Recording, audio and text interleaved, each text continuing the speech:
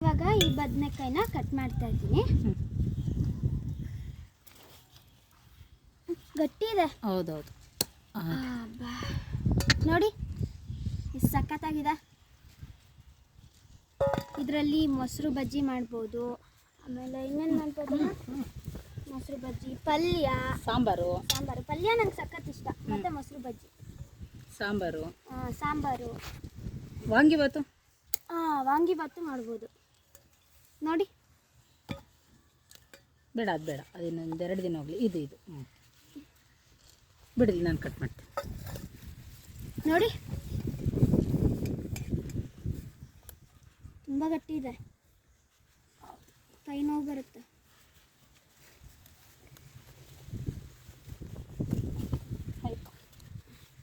ನೋಡಿ ಎಷ್ಟೆಷ್ಟಿದೆ. 3 ಕಾಯಿಗೆ 1 ಬೇಸನ್ ತುಂಬೋಗಿದೆ ಫ್ರೆಂಡ್ಸ್ ನೋಡಿ. ಇನ್ನು